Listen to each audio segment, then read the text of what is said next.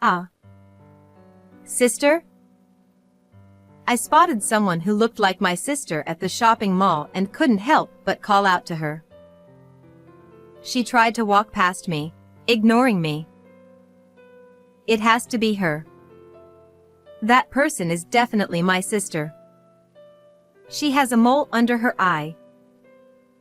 My sister has a mole under her left eye. I grabbed her arm this time. Hey, wait. You're my sister, aren't you? Oh, it's you. She replied nonchalantly. It really is you. Where have you been and what have you been doing for the past 10 years? That's none of your business. Oh, by the way, is that defective daughter still doing well? Doing well? What are you talking about? She's right here in front of you. Her. Upon seeing her own daughter, my sister suddenly started trembling. My name is Lisa, and I'm 35 years old. I currently work as a freelance illustrator. I have a sister a year older than me. Her name is Rita. She takes after our mother and has been known as a beauty in the neighborhood since childhood. On the other hand, I resemble our father. We have such contrasting facial features that we hardly look like sisters at all. I've always felt a clear sense of unease in how our mother treated us differently. When we were young, I didn't notice it at all, but looking at photos now, the differences are clear. My sister wore a cute ribbon in her hair and a frilly pink dress, whereas I wore a yellow t-shirt with blue pants. In another photo, she had a cute straw hat on and a red gingham dress. I wore a slightly dirty white t-shirt and shorts, probably given to me by a neighborhood boy. When it came to hobbies, it was the same. Rita, let's have you learn the violin. Yay! I'm so happy. It's perfect for me. That's right. When Rita plays the violin, everyone will be enchanted, won't they? Mom, I want to learn the violin too. Huh? Lisa, you're still too young, so no. In the end, I never got the chance to learn the violin. However, my sister had no talent for the violin at all and would secretly skip practice sessions behind our mother's back. The expensive violin that was bought for her ended up becoming a mere decoration in the corner of the living room. Yet, despite this, my mother continued to spoil my sister and let her have her way. My sister has been selfish since she was little, and always said mean things to me. Though she has a cute face, she was terrible at studying. Our mother always told her, Rita, girls don't need to be good at studying. Pretty girls like you can marry rich men. Really? Then I don't need to worry about bad grades. My sister grew up, taking my mother's words seriously. My mother had overwhelming power at our house. My father was kept under her controls and compliant with her. However, he was always on my side and supported me. Since I was young, I've always loved drawing. When I was in elementary school, thanks to a new art class opening in the neighborhood, I was able to attend regularly. At that time, my father waited for a moment when my mother was in a good mood and convinced her to let me attend the art class. My mother said drawing was just enough for a plain child like me. By that time, I had already learned not to let her words bother me, so I remember being overjoyed and jumping for happiness just to be able to attend the art class. As she grew older, my sister became more and more beautiful. She attended a local university with a low deviation score and won a beauty pageant. My mother used to tell her that she could become an announcer in the future, but she realized that being an announcer required good academic achievements and gave up on the idea. I went to an art college out of state. Finally, I could move out of the house. I was worried about my father, but he encouraged me, so I decided to live alone. After becoming a college student, I gradually grew apart from my family home. However, only my father would find time to come and visit me, so I kept informed about what was happening at home through him. According to my father, my sister graduated from university and is now working as a receptionist at a major company. My mother was overjoyed and has been proudly boasting to the neighbors that being pretty indeed brings advantages. 2 years later, my sister married a man from the same company, as my mother wished. After getting married, she quit her job and became a long-awaited homemaker. They lived in a high-rise apartment and had a leisurely life, which was the epitome of lifestyle. I heard they have been blessed with children, and she gave birth to a daughter. Meanwhile, I graduated from art school and got a job at an illustration company. There, I met a man named Mike, and we started dating, eventually getting married. My husband Mike is gentle and always smiling. Somehow, he reminds me of my father, and being with him brings me a sense of calm.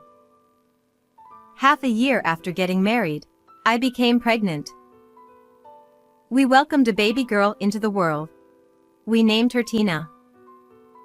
With the birth of my daughter, I decided to become an independent freelance illustrator.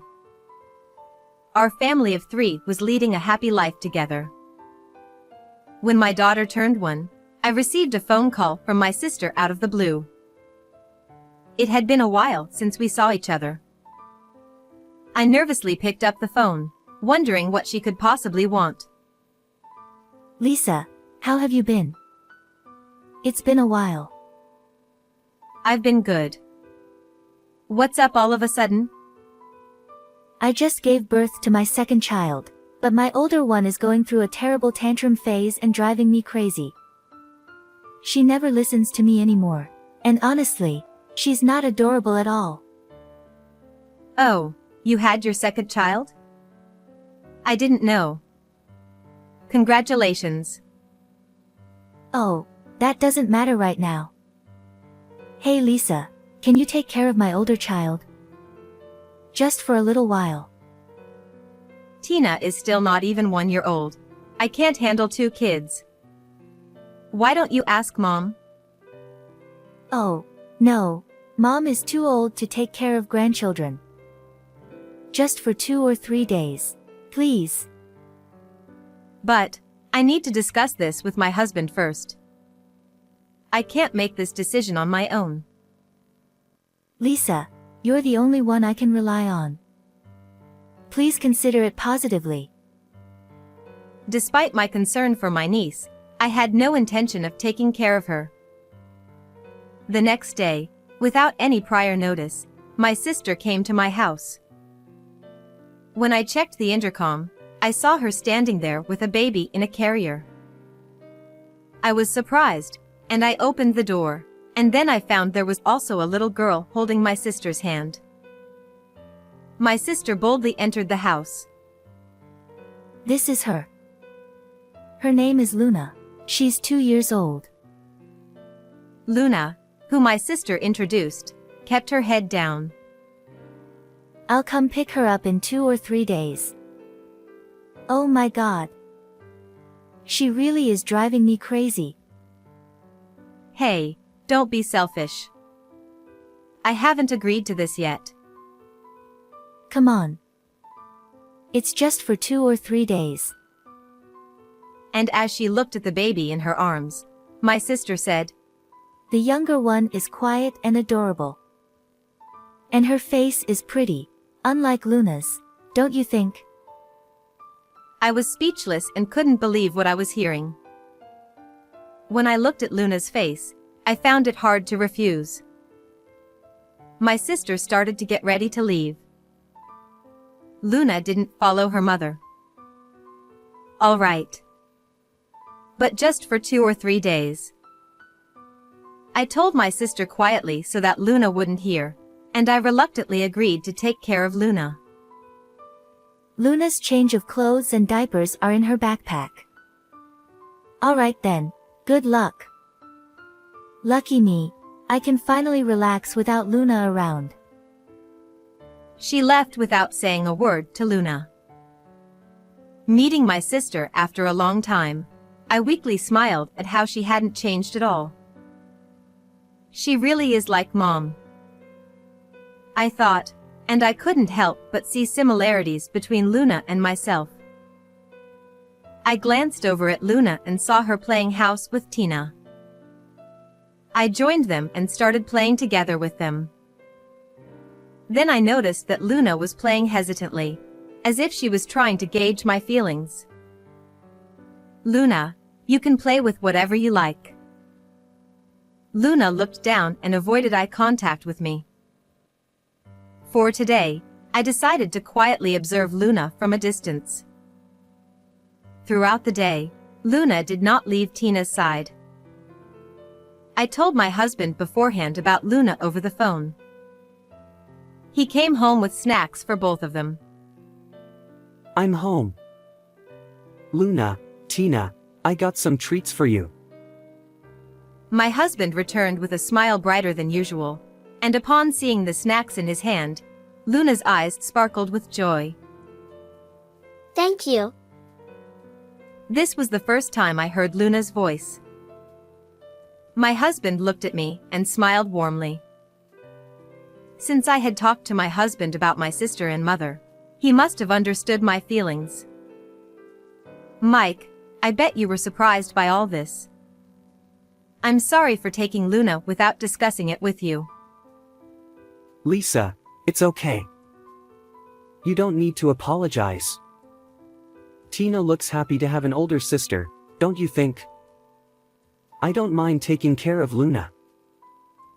Thank you. My husband smiled while watching the two of them. From the next day onwards, Luna started to show us her smile little by little. She also took good care of Tina. Luna helped with changing diapers and wiping Tina's mouth after meals. Each time I thanked Luna, she would smile happily. On the day my sister came to pick Luna up, I was packing her stuff into her backpack. No, I don't want to go home. No. Luna, Mommy's coming to pick you up. You can come to visit us anytime. No, no. Mommy, no. Then she hid behind the sofa. When I recalled my sister's attitude towards Luna, it was understandable, but since I'm not her real parent, I can't continue to take care of her like this. There was still time before pickup, so I decided to play with Luna as much as possible, and the three of us had a great time playing together. However, my sister still hadn't picked Luna up in the evening, and I had to call my sister. No matter how many times I tried, her sister didn't answer the phone, so I ended up taking care of Luna again that day. The next day, I'd been calling her many times since morning, but there was no response. Fortunately, it was Saturday. I left Luna and Tina with my husband and decided to visit her house. I visited her house for the first time. When I arrived at the high-rise apartment my father told me, I was overwhelmed by its magnificence. So, my sister has been having a leisurely life in such a place. I pressed the number of their room my father had given me, but there was no answer. Additionally, my sister did not pick up the phone either. The building manager came out. Perhaps he became suspicious seeing me ringing the doorbell repeatedly. When I explained the situation, he told me that my sister's family had moved overseas due to her husband's overseas assignment. I couldn't hide my shock and collapsed on the spot. At the same time, I was filled with anger at my sister's selfishness. I contacted my father immediately, and he was just as surprised as I was.